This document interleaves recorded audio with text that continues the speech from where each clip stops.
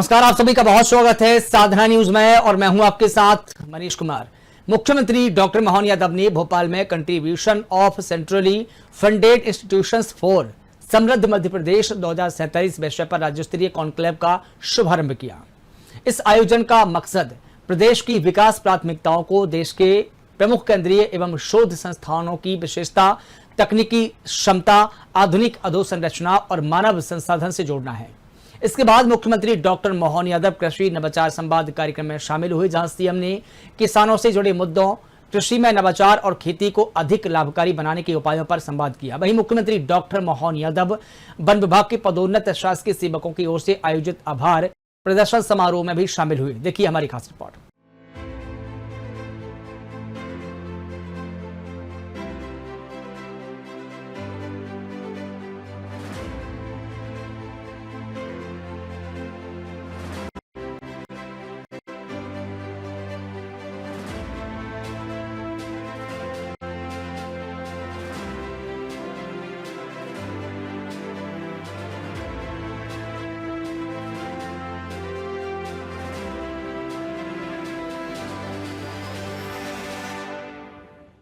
मध्य प्रदेश को वर्ष 2047 तक विकसित, समृद्ध और आत्मनिर्भर राज्य बनाने की दिशा में राजधानी भोपाल में राज्य स्तरीय कॉन्क्लेव का आयोजन किया गया। कुशाभाऊ ठाकरे अंतर्राष्ट्रीय कन्वेंशन सेंटर में आयोजित contribution of centrally funded institutions for समृद्ध मध्य प्रदेश 2047 कॉन्क्लेव का मुख्यमंत्री डॉक्टर मोहन यादव ने शुभारंभ किया। कॉन्क्लेव का मूल उद्देश्य मध्य प्रदेश की विकास प्राथमिकताओं को देश और प्रदेश के प्रमुख संस्थानों की शोध क्षमता, नवाचार, तकनीकी विशेषज्ञता, आधुनिक अधोसंरचना और मानव संसाधन से जोड़ना है। सरकार का प्रयास है कि IIT, IIMs, AIIMS, Eicher, MANIT, DRDO, ISRO जैसे संस्थानों की विशेषज्ञता केवल अकादमिक दायरे तक सीमित न रही, बल्कि प्रदेश की वास्तविक समस्याओं के समाधान में उनका इस्तेमाल हो। कॉन्क्लेव में 130 से अधिक संस्थानों के प्रतिनिधियों ने भाग लिया। इसमें 59 केंद्रीय संस्थान, 26 राज्य स्तरीय विश्वविद्यालय, 11 शासकीय इंजीनियरिंग संस्थान, 19 शासकीय मेडिकल कॉलेज और 8 राज्य स्तरीय शोध संस्थान और 9 चयनित निजी विश्वविद्यालय शामिल हुए। IIT Indore, IIM Indore, IISER Bhopal, MANIT Bhopal, AIIMS Bhopal, NFSU Bhopal, RRCAT Indore, DRDO और इसरो जैसे प्रमुख संस्थानों की भागीदारी इस खास आयोजन को और भी खास बनाती है। वहीं मुख्यमंत्री डॉक्टर मोहन यादव ने कहा कि आज के समय जब हमारे लिए स्किल नई करेंसी और इनोवेशन नई इकोनॉमी है, ऐसे में हमारे संस्थानों को कौशल, शोध, नवाचार और उद्यमिता का केंद्र बनाने की आवश्यकता है। कैन बेतवा लिंक परियोजना मध्य प्रदेश की पहली ऐतिहासिक नदी जोड़ो परियोजना है। इसके माध्यम से नदियों को जोड़कर जल का बेहतर प्रबंधन होगा, सिंचाई का क्षेत्र बढ़ेगा और किसानों को पर्याप्त जल उपलब्ध होगा। साथ ही बाढ़ जैसी आपदाओं के प्रभाव को कम करने में भी यह परियोजना महत्वपूर्ण भूमिका निभाएगी। आज की स्थिति में मध्य प्रदेश के अंदर जो हमने नदी जोड़ो अभियान का नया प्रयोग किया है, वाकई प्रधानमंत्री जी को धन्यवाद देना चाहेंगे, जिनने एरिकेटेड एरिया बढ़ाने के लिए नदी के संसाधन प्राकृतिक रूप से भले ही हो, लेकिन इनकी जल रचनाओं का लाभ हमको अपने राज्य में क्यों नहीं उठाना चाहिए। तो केन बेतवा नदी जोड़ो अभियान विश्व का पहला मध्य प्रदेश ने लिया है, आप वैज्ञानिकों के कारण से कि हाँ, हमने अपने संसाधनों की बलबूते पर, एक नदी में बाढ़ आती है और दूसरे को जोड़ दो, दोनों का तालमेल कर दो, ज्यादा पानी यहाँ इकट्ठा कर लो, बाद में हम बंटवारा कर देंगे। तो स्वस्थ प्रतिस्पर्धा भी राज्यों के बीच, आज समय कैसा आ गया, मिल करके काम करने का, स्वस्थ प्रतिस्पर्धा। राज्य आगे बढ़े तो देश आगे बढ़ेगा, लेकिन राज्य के आगे बढ़ने में परस्पर भाव स्वभाव बदलने की जरूरत है। राजस्थान के साथ 20 साल से हमारा पानी का बंटवारा का निर्णय नहीं हो रहा था। अब सबको मालूम है राजस्थान पानी की कमी का एक बहुत बड़ा कारण से उसका विकास पहले का अटकता है, लेकिन पीकेसी योजना के माध्यम से हमने पार्वती काली सिंह चंबल योजना का जल देकर 15 जिले उनके, 15 हमारे। अब हमारे लिए सच में मध्य प्रदेश की दृष्टि से तो हमारे पास जो अष्ट सिद्धि से नवोदित निधि की तरफ चलते हैं, तो समृद्ध मध्य प्रदेश की धरती और सामर्थ्यवान के हमारे पंच तत्व है। और इसी आधार पर अगर हम देखते हैं तो अष्ट सिद्धि में हमारे पास स्किल है जो मध्य प्रदेश के युवाओं को वैश्विक और भविष्य की डिमांड के हिसाब से कुशल बनाता है। मैन्युफैक्चरिंग, प्रदेश को ग्लोबल मैन्युफैक्चरिंग हब बनाता, रिसर्च, एआई और पब्लिकेशन से पेटेंट तक का रोड मैप, इनोवेशन, इंफ्रास्ट्रक्चर, नवाचार, अधोसंरचना की बात करते हैं तो आधुनिक, सुदृढ़ और डिजिटल इंफ्रास्ट्रक्चर के विकास के लिए बड़ी संभावना है। डिजिटलाइजेशन, एआई और डिजिटल पब्लिक को हमारे इंफ्रास्ट्रक्चर से जोड़ करके सुशासन की तरफ जाने का मार्ग मिलता है। और इसी प्रकार से डेवलपमेंट, ह्यूमन कैपिटल, आत्मनिर्भरता, ये प्रत्येक क्षेत्र में और इसी के साथ साथ भविष्य की दृष्टि से हमारे अपने राज्य के अंदर विकास की संभावना में रोजगार, निवेश, उत्पादन, निर्यात, उद्यमशीलता, नवाचार, सुशासन, क्षेत्रीय असंतुलन को संतुलित करते हुए समावेशी विकास की तरफ बढ़ने के लिए ये दोनों प्रकार से हम बढ़ेंगे। मैं आपको आश्वस्त करना चाहूँगा, आज के समय में जब हमारे लिए स्किल नई करेंसी है और इनोवेशन नई इकोनॉमी है, ऐसे समय में हमारे संस्थानों को कौशल, शोध, नवाचार, उद्यमिता का केंद्र बनाने की आवश्यकता है। और पब्लिकेशन से पेटेंट तक, पेटेंट से प्रोटोटाइप तक, प्रोटोटाइप से इंटरप्राइजेस की इकोनॉमी और नॉलेज वैल्यू चेन की स्थापना करने के लिए हमको संकल्पबद्ध होना पड़ेगा। आज के संस्थान के, अटल बिहारी वाजपेयी संस्थान के डायरेक्टर मैं राजीव दीक्षित जी को बधाई देना चाहूँगा। निश्चित रूप से आज के समय में अपने संस्थान के निर्माता या जिनके नाम पर ये रखा गया संस्थान, अटल बिहारी वाजपेयी जी के जीवन को हम देखें, जिनके मन में राष्ट्र धर्म, कर्म से राष्ट्र सेवा और चिंतन में अंत्योदय की जो अटूट भावना थी, वास्तव में संस्थान इसी प्रकार के कदम से उनके नाम पर सार्थक करते हुए ठोस कदम बढ़ाएगा। मैं आपको आश्वस्त करना चाहूँगा, आज के समय में जब हमारे लिए स्किल नई करेंसी है और इनोवेशन नई इकोनॉमी है, ऐसे समय में हमारे संस्थानों को कौशल, शोध, नवाचार, उद्यमिता का केंद्र बनाने की आवश्यकता है। और पब्लिकेशन से पेटेंट तक, पेटेंट से प्रोटोटाइप तक, प्रोटोटाइप से इंटरप्राइजेस की इकोनॉमी और नॉलेज वैल्यू चेन की स्थापना करने के लिए हमको संकल्पबद्ध होना पड़ेगा। आज के संस्थान के, अटल बिहारी वाजपेयी संस्थान के डायरेक्टर मैं राजीव दीक्षित जी को बधाई देना चाहूँगा। निश्चित रूप से आज के समय में अपने संस्थान के निर्माता या जिनके नाम पर ये रखा गया संस्थान, अटल बिहारी वाजपेयी जी के जीवन को हम देखें, जिनके मन में राष्ट्र धर्म, कर्म से राष्ट्र सेवा और चिंतन में अंत्योदय की जो अटूट भावना थी, वास्तव में संस्थान इसी प्रकार के कदम से उनके नाम पर सार्थक करते हुए ठोस कदम बढ़ाएगा। वहीं भोपाल के रविंद्र भवन में कृषि नवाचार संवाद कार्यक्रम का आयोजन किया गया, जिसमें सीएम ने किसानों से जुड़े मुद्दों, कृषि में नवाचार और खेती को अधिक लाभकारी बनाने के उपायों पर संवाद किया। इस दौरान मुख्यमंत्री डॉक्टर मोहन यादव ने कहा कि हमारे देश की पहचान हजारों साल से कृषि प्रधान देश की रही है। ऐसे में खेती किसानी जैसे महत्वपूर्ण विषय आज के समय में ही ज्यादा समसामयिक है। मुझे इस बात की प्रसन्नता है कि मैं कॉलेज में रहा हूँ, चुनाव लड़ा और आज भी मुझे सबसे ज्यादा मजा आता है खेत में जाने में। इसका सबसे बड़ा आनंद है। जब मैं शिक्षा मंत्री था तो विक्रम विश्वविद्यालय समेत सभी शासकीय विश्वविद्यालयों में कृषि संकाय खोल करके एग्रीकल्चर के प्रति अपनी प्रतिबद्धता बताने का प्रयास किया। सीएम ने कहा कि खेती किसानी में किसान को सही एमएसपी मिले, यही हमारी प्राथमिकता है। एमपी में सबसे ज्यादा गेहूं का दाम हमारी सरकार ने दिया है। भावांतर योजना हमने लागू की। अगर आए हैं तो इसके माध्यम से हम भविष्य के रास्ते बनाएं और जो अच्छा हो सकता वो करें।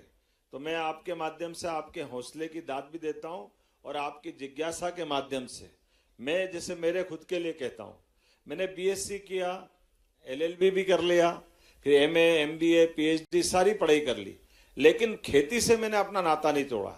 भाई हमारे किसान के लिए सबसे ज्यादा सौभाग्य की बात है, किताबी ज्ञान होना, डिग्री होना अलग बात है, लेकिन खेती की जड़ों से जुड़े रहना ये भी तो आवश्यक होना चाहिए ना। सब छोड़ेंगे तो काम कैसे चलेगा।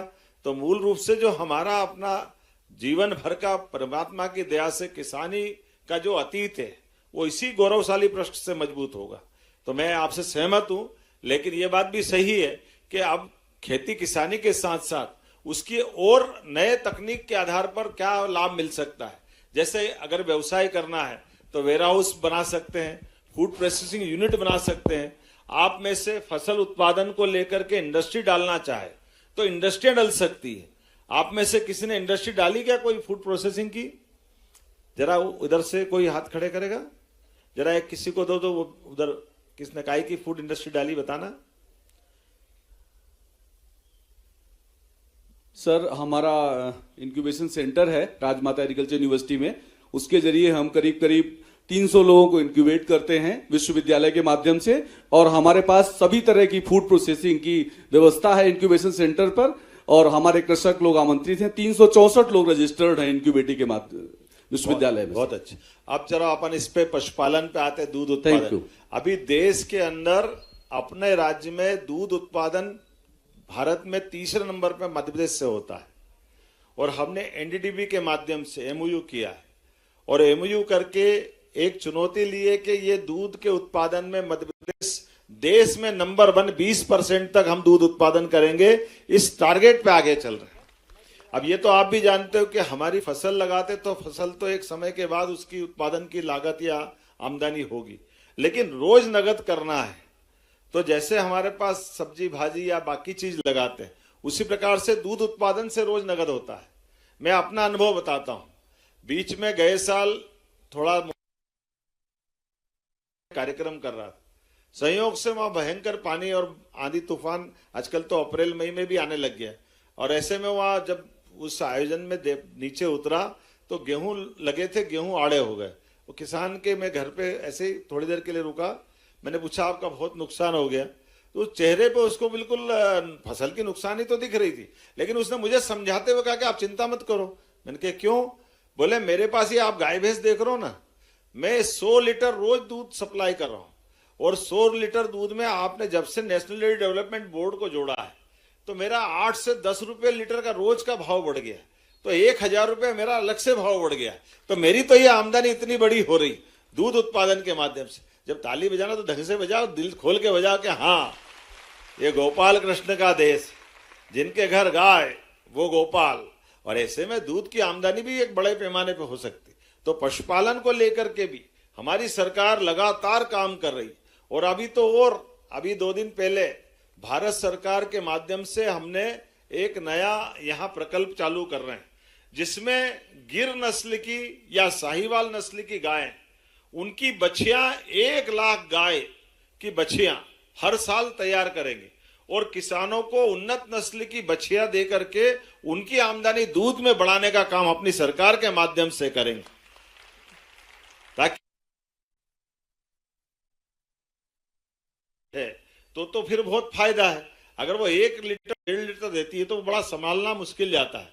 तो ऐसे में जो हमारे यहाँ, अगर आज का मैं पशुधन देखता हूं तो पशुधन की संख्या हमारे यहाँ लगभग 6 करोड़ है, लेकिन दूध उत्पादन अभी अपना उसकी तुलना में उतना नहीं। तो दूध उत्पादन को बढ़ाना है तो उन्नत नस्ल के पशुधन लाना, और उन्नत नस्ल के पशुधन को प्रोत्साहित करना। इसलिए डॉक्टर भीमराव अंबेडकर योजना हमने चालू की। हमने कहा भाई इसमें 43 लाख की योजना रहेगी, और 43 लाख की योजना में 25 गाय या भैंस आप जो आपको लगता लो, और ऐसे में आपको 10 लाख का अनुदान मध्य प्रदेश सरकार की तरफ से मिलेगा।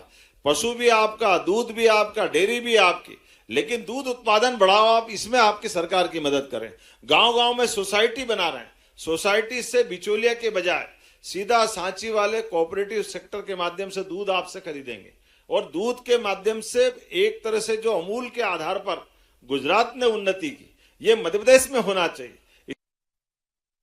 उसकी अगली जनरेशन में उन्नत किस्म की नस्ल के उसके गर्भाधान के आधार पर जानवर पाना, ये एक तरह से गौशालाओं में भी क्रांति का काम होगा।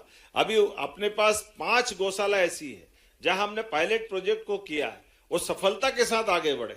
तो ये जब दूध का उत्पादन बढ़ेगा, और दूध के उत्पादन के बलबूते पर पूरे देश के अंदर हमारे किसानों की आय बढ़ेगी, तो इसमें आप सबका भी योगदान रहेगा। मैं मान के चलता हूं कि प्रवीण जी और हाँ बताएं, बोलिए। सादा नमस्कार आदरणीय मुख्यमंत्री जी, मैं गुना से यशवर्धन भार्गव। जैसा कि अभी आप कह रहे थे कि गुना में कोई गुलाब की खेती करता है, तो माननीय मुख्यमंत्री जी मैं गुना में पॉली हाउस के माध्यम से गुलाब की खेती कर रहा हूँ। जोरदार ताली बजाओ। देखो गुना में गुलाब की खेती कर रहे हैं। लगभग 3 एकड़ में मैंने पॉली हाउस स्थापित करे हैं माननीय मुख्यमंत्री जी, लगभग 3 एकड़ में, और सरकार द्वारा जो अनुदान मिला है उससे काफी लाभ हमको मिला है। और ये गुना के साथ साथ पूरे मध्य प्रदेश के लिए बहुत गौरव का विषय है कि हमारे गुना को 2025 में स्कॉच अवार्ड से नवाजा गया है। जोरदार ताली बजाओ। गुना कहां से कहां चला गया, बहुत अच्छा। आज जो आप बात कर रहे हैं कि प्राकृतिक खेती के साथ सस्टेनेबल खेती भी हम लोग वहाँ पे कर रहे हैं। मैं खुद वहाँ पर जैविक खेती पे कार्य कर रहा हूँ। एक छोटी सी गौशाला में वहाँ पे संचालित करता हूँ 400 गायों की। उसमें निराश्रित 400 गाय छोटी होती है? जोरदार ताली बजाओ भैया। कितनी बताओ? 400 गोमाता आपके यहाँ है? उसमें माननीय मुख्यमंत्री दुधारू नहीं है। सेवा गत 10 वर्षों से कर रहे हैं और किसान के मन में एक जो गलतफहमी है कि केवल आप दूध के माध्यम से गाय से आप पैसा कमा सकते हैं, तो ये बात एक गलत है। गौ माता खुद सक्षम है अपना खर्चा निकालने में। गाय से जो हमको गौमूत्र मिलता है, जो गोबर मिलता है, उससे जो हम ऑर्गेनिक खेती करते हैं उसके माध्यम से हमको बड़ी रेट मिलती है, हमारे खेतों की लाइफ बड़ी होती है और उससे पूरा इकोसिस्टम वहां पे डेवलप होता है। आज हम देख रहे हैं कि गुना के अंदर 100 से अधिक पॉली हाउस का निर्माण हो गया है, जिसमें लोग गुलाब कर रहे हैं और वो जयपुर, महाराष्ट्र समेत विदेशों में, कुवैत में, यूएई में हमारे यहाँ से गुलाब सप्लाई हो रहा है। माननीय मुख्यमंत्री जी, जोरदार ताली बजाएं भाई। अब यहाँ कोई युवा सरपंच बैठे हैं? युवा सरपंच। माननीय मुख्यमंत्री जी के राम राम। मेरा नाम योगिता सोनी है और मैं माँ बगलामुखी की पावन नगरी नलखेड़ा से हूँ। पर अभी मैं आपका उज्जैन की और आपकी यूनिवर्सिटी जी में आप पढ़ा हो, सम्राट विक्रमादित्य विश्वविद्यालय कृषि विज्ञान अध्ययन शाला में पढ़ी रही हूँ। बहन आपके भी राम राम। मालवी बोली बोल रही है, अच्छा है, हमारे भी अच्छा लगे। आप मालवा से हो, इसलिए मैं भी आपसे मालवा में एक बात जरूर है, मैं आपके माध्यम से सबसे कहना चाहता हूँ, हमारे पास परमात्मा की दया से अलग अलग अंचल की बोलियां हैं। उन बोलियों की समृद्धि की भी आवश्यकता है। हम पढ़ लिख करके स्कूल कॉलेज में चले जाओ तो अपनी भाषा सीखते हुए बोली छोड़ देते हैं। बोली को जरूर अपनाना चाहिए। बोली के अंदर की जो खूबसूरती है उसका आनंद है। जोरदार ताली बजाओ आपको, मैं आपके साहस के लिए भी और आपकी विषय। हाँ जरा नलखेड़ा मतलब बगलामुखी माता जी देना एक जरा युवा सरपंच। बहुत अच्छा हल, अच्छा लाया आप। जोरदार ताली बजाओ इनके लिए। जरा ऊपर कर दो हल। ये है जोरदार। प्रणाम। ये हल इतना हल्का अध्यक्ष जी प्रमोद राजपूत जी लाए हैं फंडा वाह, ब्लॉक से। जोरदार जनपद ताली अध्यक्ष बजाओ हैं राजपूत जी के और लिए भी। हमारे युवा मोर्चा के भी जिलाध्यक्ष रहे हैं। बहुत अच्छा। और मैं युवा मोर्चा में मंडल अध्यक्ष हूँ और ग्राम पंचायत आमोनी से सरपंच हूँ, भोपाल जिले में ही आती है। माननीय, मेरा ये कहना था, जैसे हम युवाओं को अगर जोड़ना चाहते हैं कृषि में, तो हमें छोटे छोटे प्रत्येक ग्राम पंचायतों में एक समूह बना देना चाहिए। जैसे स्व सहायता समूह हमारी बहनों के चलते हैं, ऐसे युवाओं के एक समूह बन जाए, उनको एक ट्रेनिंग दी जाए और उनको ही ये कीटनाशक जो दवाइयाँ और कृषि से जो सामान है उन्हें वहाँ उपलब्ध कराए जाएं, ताकि वो किसानों में वहीं बांट सकें। उससे किसान शहर आने से भी बचेगा, उसका समय भी बचेगा और वो परेशान होने से भी बचेगा। बहुत अच्छा, जोरदार ताली बजाए। अब कृषि इन्फ्लुएंसर भी हैं यहाँ पे, कुछ है क्या एग्रीकल्चर से जुड़े हुए इन्फ्लुएंसर जो कुछ काम करते हैं? इनको जरा देना माइक, एग्रीकल्चर वालों को। इनको कैसे काम करते, क्या है? सर मेरा नाम अर्जुन प्रधान है। जी। मैं सम्राट विक्रमादित्य विश्वविद्यालय उज्जैन से अपनी बीएससी एग्रीकल्चर डिग्री कर रहा हूँ। सर मैं साथ में एक फार्मर हूँ। मैं सोना मोती गेहूं साथ में चावल काटी गेहूं का उत्पादन कर रहा हूँ, जो गेहूं 12,000 रुपये कुंटल बिकता है।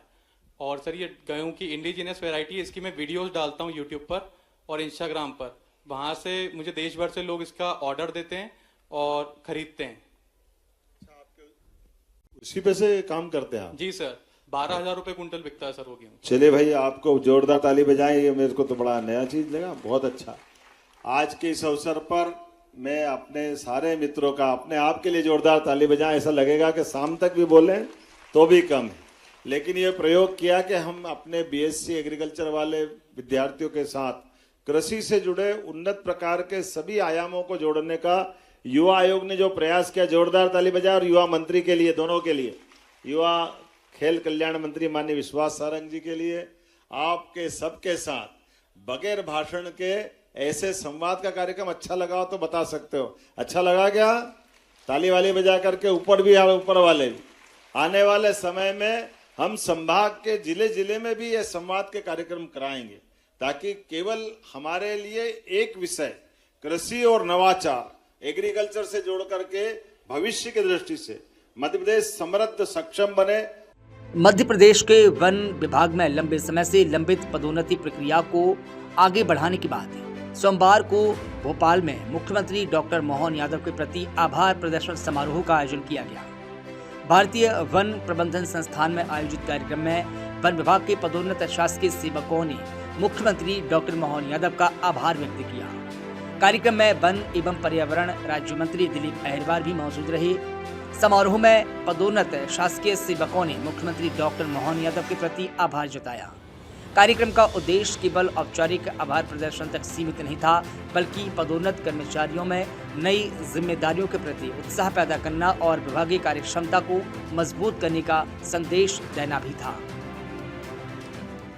विभाग द्वारा आयोजित पदोन्नति के इस कार्यक्रम में पदोन्नति उपरांत आभार प्रदर्शन का कार्यक्रम मंच पर विराजमान नेता वन विकास निगम के माननीय अध्यक्ष श्रीमान रामनिवास रावत जी, हमारे विभाग के पीएस श्रीमान राघवेंद्र सिंह जी, पीसीसीएफ श्री सुब्रंजन सेन जी, श्री अजय यादव जी, इस अवसर पर मंच के सामने बैठे सभी वरिष्ठ पदाधिकारीगण, इस पूरे सभागार में मौजूद प्रकृति पुत्रों के बीच मैं सच में अपने आप को गौरवान्वित महसूस करता हूं।